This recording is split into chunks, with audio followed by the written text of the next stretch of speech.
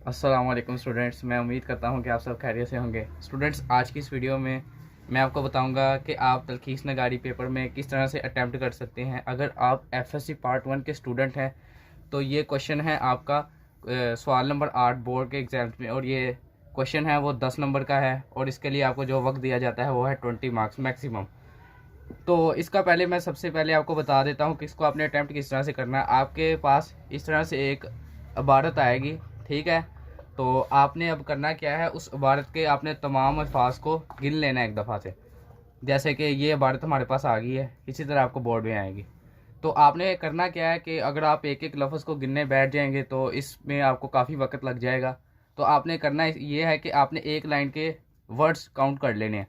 जैसे कि 1 2 3 4 5 6 इस तरह से काउंट कर लिए। फिर जितनी लाइंस होगी, जैसे कि ये हमारे पास 1 2 3 4 5 6 7 8, अब उतनी लाइन से आपने मल्टीप्लाई कर देना है। सपोज़ आपके पास एक लाइन में थे 12 वर्ड्स, आपके पास अब लाइंस टोटल हैं 12, आपने 12 को 12 से ज़रब कर देना है। तो आपके पास जो टोटल वर्ड्स आएंगे वो आपके होंगे कुल अल्फाज, ठीक है।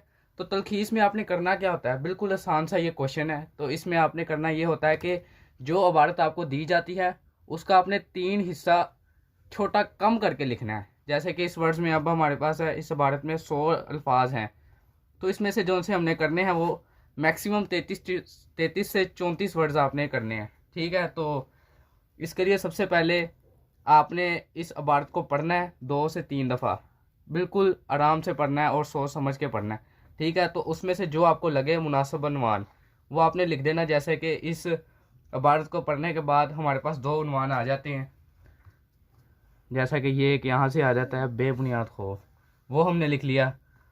और इधर से आप पढ़ेंगे तो आपको भी पता चल जाएगा। तो ये खुशकिस्मती है कि ये हमारे पास बनता है, हमने लिख दिया। अब यहाँ पे मुनासिब उन्वान के ना 2 नंबर होते हैं हमारे पास, ठीक है। 8 नंबर होते हैं ना हमारे पास, वो इसकी तलखीस शुदा इबारत के होते हैं, ठीक है। तो 2 नंबर तो आपके पास ये हो गए मुनासिब उन्वान के, और 8 हमारे पास इसके मार्क्स हो जाते हैं, ठीक है। तो आपने कुल अल्फाज लिख लिए, उसके बाद आपने तलखीस शुदा अल्फाज लिखने हैं। वो आपने जो इसमें लिखा होगा उसको आपने 34 लफ्ज़ यानी कि 33 34 जितने बनते हैं आपने वो लिख देने हैं। तो आपने जब तलखीस करनी है तो आपने जो उनसे आपके पास वर्ड्स होंगे गैर मुनासिब, इसको आपने समझ मरकज़ी ख्याल लिखना है, आपने एक चीज़ का मरकज़ी ख्याल, ठीक है। तो आपने गैर जो उनसे इम्पोर्टेंट वर्ड्स होंगे उनको आपने कर देना है मिस। तो इसके लिए कुछ आपको मैं बता देता हूँ टिप्स, आपने इसको किस तरह से अटैम्प्ट करना है। तो अहम ने कहा तो हम देखते हैं। सबसे पहले आपने इबारत को अच्छी तरह पढ़ लेना है, ठीक है। कोशिश ये की जाए कि गैर ज़रूरी अल्फाज को कट कर दिया जाए। इस मकसद के लिए आप तलखीस को रफ अमल में भी कर सकते हैं। तो इसका मतलब ये है कि आप जब अपना पेपर अटैम्प्ट करते हैं तो आप उधर से रफ अमल लिख दें, यहाँ पे कि रफ अमल है, उधर आपने तलखीस के जो जो आपको इंपॉर्टेंट पॉइंट्स लगते हैं वो आपने नोट कर लेने हैं। और जो उनसे फजूल वर्ड्स इस्तेमाल किए होंगे, मसलन के सिर्फ इबारत को लंबा करने के लिए यूज़ किए गए होंगे, उसको आपने कट कर देना है। आप ये कोशिश होनी चाहिए कि 3 लाइंस को एक छोटी लाइन में तब्दील करें।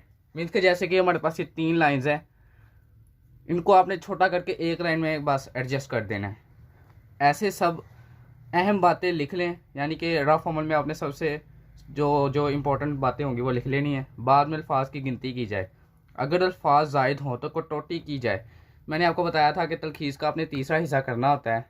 तो अगर आप तलखीस करते वक्त आपका तीसरा हिस्सा नहीं रहता, आपका उससे ज़्यादा वर्ड्स आ जाते हैं, तो आपने रफ अमल किया हुआ है पहले से, तो आप वहाँ से जो और गैर ज़रूरी वर्ड्स होंगे उनको भी आपने कट कर देना, ठीक है।